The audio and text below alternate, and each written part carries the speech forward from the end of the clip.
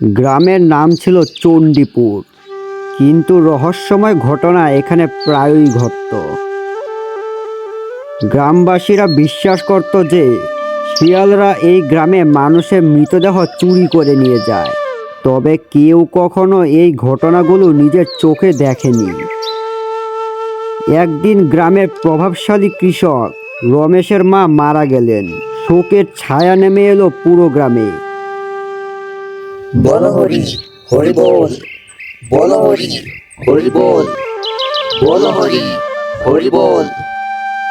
শ্মশানে মায়ের দাহ করার জন্য প্রস্তুতি নেওয়া হচ্ছিল, কিন্তু রাত গভীর হওয়ায় দাহকার্য পরদিন সকালে করার সিদ্ধান্ত হলো। মৃতদেহ রাখা হলো গ্রামের মন্দিরের পাশে। রাতে রমেশ আর তার কয়েকজন বন্ধু পাহারায় থাকলেন। ঠিক মধ্যরাতে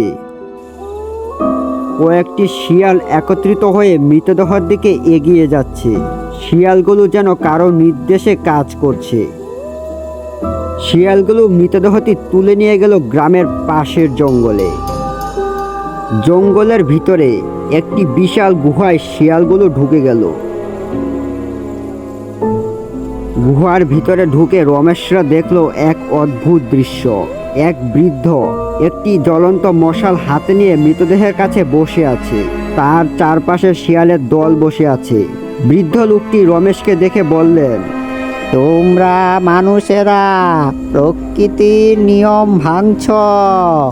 এই মৃতদেহগুলো আর কখনো পবিত্র হবে না। এগুলো আমাদের দরকার। আমি এই গ্রামের এক সময়কার ব্রাহ্মণ। এক ভুলে সমাজ থেকে আমাকে নির্বাসিত করা হয়। তখন শিয়ালদের নিয়ে আমি এক নতুন জীবন শুরু করি। মানুষের মৃতদেহ থেকে আমি ঔষধ তৈরি করি, যা প্রকৃতির ভারসাম্য রক্ষা করে। রমেশ আর তার বন্ধুরা স্তম্ভিত হয়ে গেল। তারা বুঝতে পারল তাদের সামনে থাকা বৃদ্ধ কোনো সাধারণ মানুষ নন।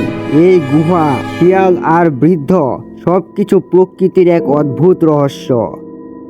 সেদিন থেকে গ্রামে আর কেউ মৃতদেহ পাহারা দেয় না। তারা জানে প্রকৃতি নিজের পথেই চলে। আর চণ্ডীপুরের শিয়ালের গল্প এক ধরনের কিংবদন্তি হয়ে রয়ে গেল।